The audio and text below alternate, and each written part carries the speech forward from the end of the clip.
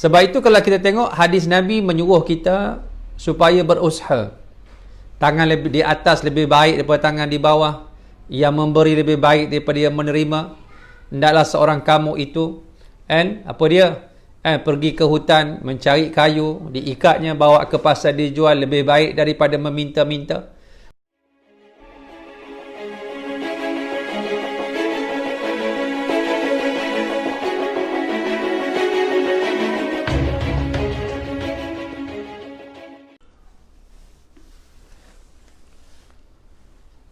Waalaikumsalam semua. Saudara Muhammad Khairul, saudara MB, saudara Muhammad Arif, Najah Rujillah, Najah Latifah, insyaAllah. Assalamualaikum warahmatullahi ta'ala wabarakatuh.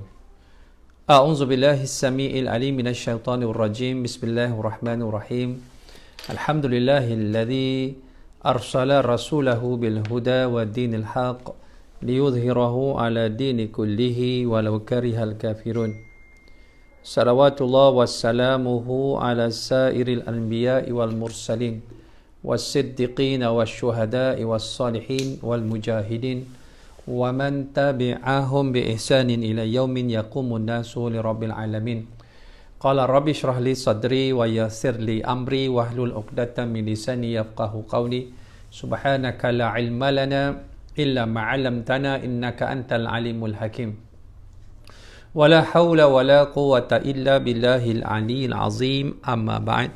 Allahumma aslih qulubana wa azil uyubana wa tawallana bil husna wa zayyinna bitaqwa wajma' lana khairal akhirati wal ula warzuqna ta'ataka ma abqaitana. Wahai Allah, perelokkan hati kami, cabutkan keaiban dari diri kami, dorongkan kami pada jalan-jalan kebaikan. Hiaskan hati kami dengan ketakwaan, himpunkan bagi kami kebaikan akhirat dan dunia, rezekikan kepada kami ketaatan kepadamu selagi mana kami hidup menumpang di atas muka bumi. Amin ya rabbal alamin. Yang saya hormati lagi saya kasihi tuan-tuan haji, puan-puan haja, tuan-tuan puan-puan muslimin muslimat, hadirin dan hadirat, para penonton, sahabat yang dikasihi oleh Allah Subhanahu wa taala. Kepada yang bukan Islam, salam sejahtera ke atas kalian, insya-Allah. Pertama, syukur kita dapat meneruskan lagi perkongsian pada 20 Jun 2020 bersamaan dengan 28 Syawal 1441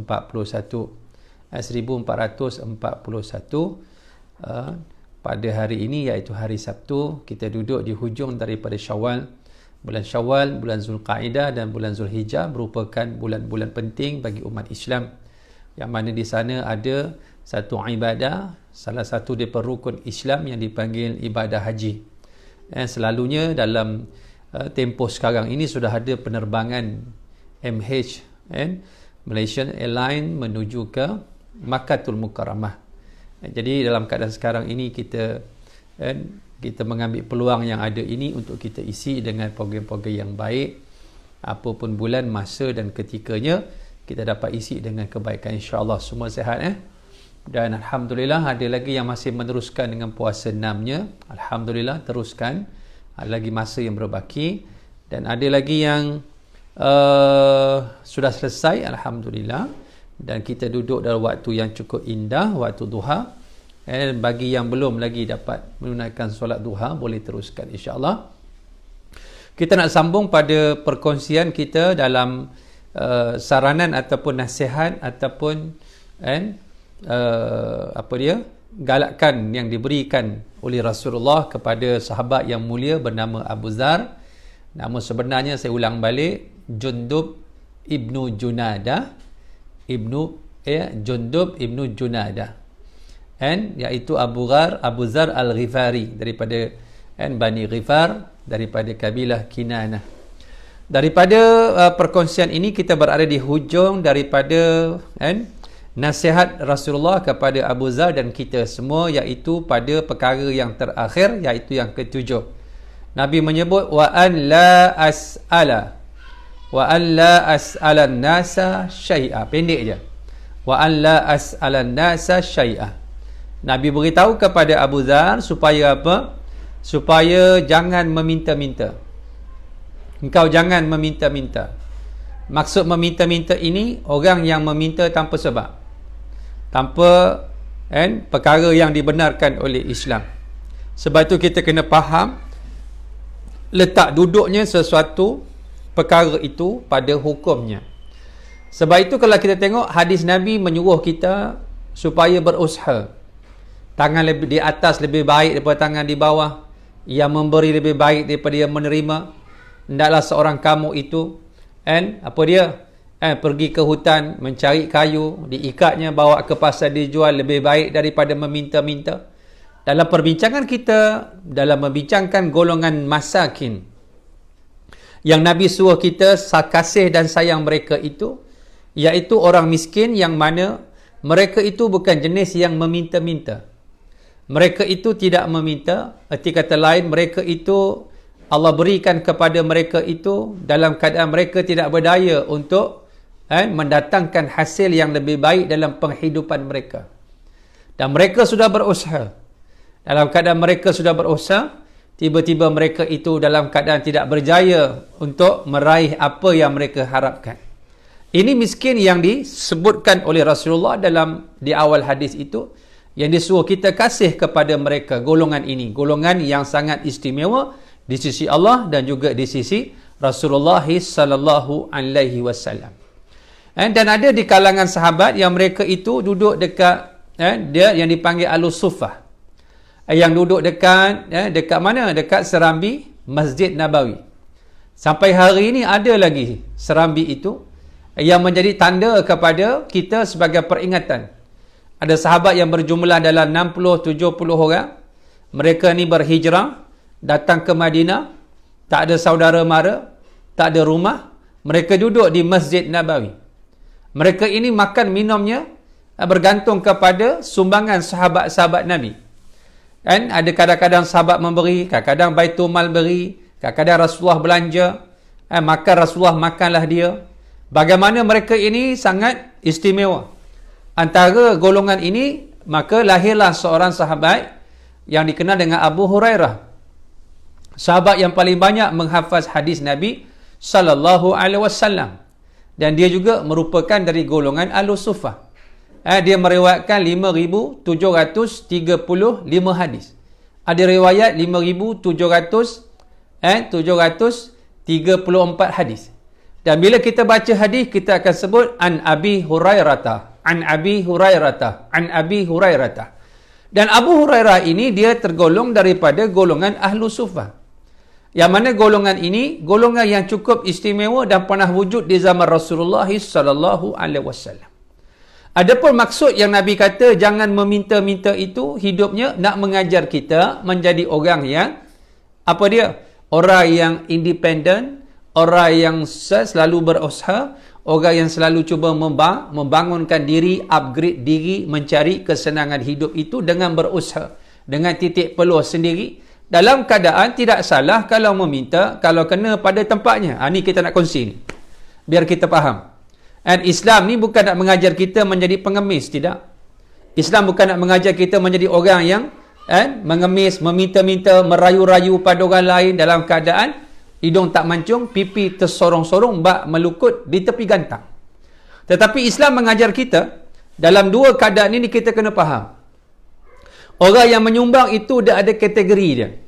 Bermula dari Ramadan hari itu, di hujung daripada Ramadan, dan kita ada zakat namanya zakat fitrah. Dan zakat fitrah ini merupakan zakat hak wajib yang dikeluarkan oleh individu Islam apabila cukup syarat-syaratnya. Dalam keadaan jumlah dia lebih kurang RM7 saja setahun. Ia merupakan zakat yang wajib dikeluarkan kerana ia merupakan pantulan imbasan daripada zakat yang wajib kepada sedekah yang sunat. Dalam keadaan kita ni, dalam penganjuran kepada perkara-perkara yang melibatkan duit, melibatkan harta, ada perkara yang namanya wajib, ada perkara yang namanya sunat. Yang namanya wajib ialah zakat. Yang namanya sunat ialah infak, sedekah. Adapun sedekah itu juga terbagi lagi. Sedekah kepada orang yang miskin, sedekah pada fakir. Dan di sana ada sedekah yang namanya fi sabilillah, yang dipanggil infak fi sabilillah. Dan infak fisabilillah inilah yang disebutkan oleh Allah Subhanahu wa taala sebagai cerminan yang mesti diikat dalam jiwa orang-orang yang mengaku beriman kepada Allah dan hari kiamat. Sebab itu bila mana kita bincangkan semalam, Allah kaitkan manusia yang berkualiti itu manusia yang menginfakkan harta dan dirinya dalam perjuangan Islam fisabilillah. Perkataan bi amwalikum wa anfusikum. Amwalikum anfusikum. Harta kamu dan diri kamu. Diri kamu, harta kamu. Dia terikat. Dan Allah menyebut secara khusus, ya ayyuhalladzina amanu hal adulukum ala tijaratin tunjikum min azabin alim. Wahai orang-orang yang beriman, maukah aku tunjukkan kepada kamu satu perniagaan? Kita bincang hari itu surah At-Taubah ayat 111 yang dikatakan perniagaan antara Allah dan orang-orang yang beriman itu Allah yang membeli. Innallaha ashtara minal mu'minina anfusahum wa amwalahum bi anna lahumul jannah. Ayat 111 surah At-Taubah, Allah menyebut sesungguh-sungguhnya Allah yang membeli. Membeli daripada orang-orang yang beriman, minal mu'minina, bukan semua, minal mu'minina, sebahagian daripada orang-orang yang beriman yang ada kualiti, yang ada standard, yang ada mutu, yang terbaik persembahan dia dalam ibadah badannya, termasuk mengorbankan nyawanya untuk Islam dan juga hartanya untuk fi sabilillah. Allah gantikan dengan syurga. Bi anna lahumul jannah. Dan bagi mereka itu syurga. Maksudnya transaksi ini, perniagaan ini, Allah bayar dengan syurga. Maknanya ayat Allah bayar orang yang beriman itu, perniagaan itu, Allah yang menjadi ba'i dan mereka menjadi mushtari yang menjual. Dan bila kita membeli dan menjual, mesti ada akad. Akad ini kita panggil kontrak. Dan bila sebut kontrak, mesti dua pihak. A contract between two person. Jadi bila Allah membeli, kita menjual, ada transaction. Bila ada akad, ada taradi. Ada yang kita panggil saling reda meredai. Saya beli baju awak ni RM10, saya jual. Maknanya yang membeli dia reda beli RM10, yang menjual dia reda dengan RM10, dia dapat untung. Jadi pembeli dapat barang, kemudian orang yang menjual dapat duit. Ini konsep al-bai', perniagaan. Dalam hal ini, Allah tidak mengambil manfaat daripada orang yang beriman. Tetapi Allah nak beli perniagaan orang yang beriman. Jual beli dia. Iaitu jual beli dia, iaitu dia mengorbankan nyawanya, dirinya dan juga hartanya fi sabilillah. Sebab itu, perniagaan ini kata Allah, iaitu apa perniagaan itu? Tu'minuna billahi wa rasulihi wa tujahiduna fi sabilillahi bi amwalikum wa anfusikum dzalikum khairul lakum in kuntum ta'lamun. Surah nama dia surah As-Saff ayat 10 dan 11.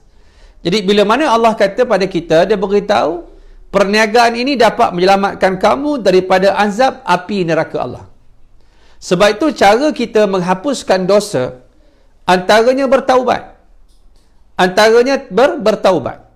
Kalau dosa tu dosa kecil, cukup dengan istighfar, kita pergi masjid, kita ambil wuduk, digugur dosa-dosa kecil.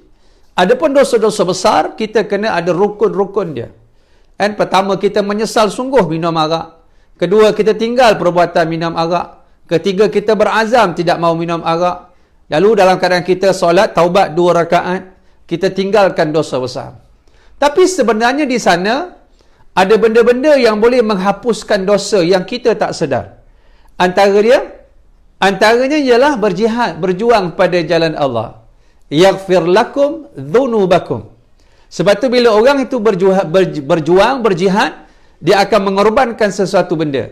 Iaitu benda yang orang sangat suka, nyawa dia dan hartanya. Dan bila dia infak itu sendiri iaitu pembersihan hati dan jiwa daripada dosa. Dan bila bertemu dengan Allah, yaghfir lakum dhunubakum. Wa yudkhilkum jannatin tajri min tahtihal anharu wa masakinat tayyibatan fi jannati an. Allah ampunkan dosa dia, Allah masukkan dalam syurga, dan rumah-rumah masakinat tayyibah, maskan, tempat tinggal yang hebat dalam syurga Allah Subhanahu wa ta'ala. Allah berikan setelah mana mereka menginfakkan setelah beriman, kepada Allah, beriman pada Rasulullah, mereka menginfakkan dirinya dan hartanya dalam perjuangan Islam fi sabilillah. Lalu dalam hal-hal yang melibatkan kepada perjuangan fi sabilillah dituntut oleh Rasulullah. Sama macam kita membincangkan tentang perjanjian Aqabah yang kedua. Nabi minta sahabat yang baru peluk Islam. Ini nama dia minta. Dalam hadis tadi Nabi kata wa an la as'alan nasa syai'ah. Nabi berpesan kepada Abu Dzar jangan minta-minta. Tapi dalam siri-siri sirah Nabi banyak tempat Nabi meminta. Kerana permintaan Nabi itu bersebab. Kerana ada sebab dan munasabah dan memang diperlukan oleh umat Islam ketika itu dan akan datang. Antaranya Nabi minta dalam perjanjian Aqabah yang kedua, wa 'alan nafaqati fil usri wal yusr. Wa 'alan nafaqati fil usri wal yusr. Nabi minta kepada sahabat yang baru peluk Islam, baru mengucap dua kalimah syahadah. Daripada 5 permintaan yang sukar, yang payah itu, Nabi meminta supaya sahabat-sahabat yang baru peluk Islam mu'allaf ini supaya menginfakkan hartanya dalam perjuangan Islam fi sabilillah dalam keadaan mereka itu susah dan senang. Nabi mendahulukan perkataan usrun fil usri wal yusri. Usrun susah, yusrun senang. Ketika mana susah Nabi tuntut, ketika senang Nabi tuntut, dan Nabi mendahulukan susah dari senang. Ini menunjukkan betapa pentingnya orang-orang Islam memahami bahawa dalam kita nak menegakkan agama Allah itu, dia perlukan pengorbanan. Sebagaimana orang lain juga memerlukan pengorbanan walaupun mereka tidak berjuang Islam. Contoh cuba tengok orang-orang barat, orang-orang bukan Islam. Untuk membangunkan keyakinan mereka yang batil, mereka sanggup bergolok bergadai, mereka sanggup habis usia mereka buat research, buat kajian, tinggalkan keluarga, pergi ke luar negara, pergi bermusafir. Untuk apa? Untuk tujuan yang tidak kerana Allah. Mereka beri segala-galanya dalam keadaan mereka itu tidak dijanjikan oleh Allah tentang syurga. Maknanya orang macam ni, sahabat yang sekasih sekalian, sekiranya mereka itu Islam, nescaya mereka itu lebih hebat daripada orang Islam itu sendiri. Sebab tu dalam keadaan mereka tak Islam, mereka pulun sungguh, mereka buat sungguh. Tengok macam mana orang-orang bukan Islam, bahkan mereka punya sumbangan tu besar. Contoh saya ambil ketika berlaku gempa bumi dekat Panama dulu, Madonna ni dia pelakon, dia penyanyi, artis Hollywood. Saya tengok dia infak, bukan infak, dia beri sumbangan kepada mangsa gempa bumi itu dengan nilai 1 juta US dollar. Begitu juga pelakon Sandra Bullock, saya baca dalam surat khabar, dia sumbang untuk mangsa gempa bumi itu 500,000 US dollar. Nak sebutnya bahawa mereka tak yakin dengan balasan syurga. Mereka tidak yakin dengan balasan yang Allah akan janjikan. Tetapi mereka yakin bahawa memberi itu satu kemuliaan. Sebab itu mereka memberi dalam keadaan mereka itu tidak Islam. Mereka pulun. Tapi kalau mereka Islam, saya sangat yakin mereka akan lebih kuat lagi memberi. Kenapa tuan-tuan? Sebab dia yakin di sana ada ganjaran.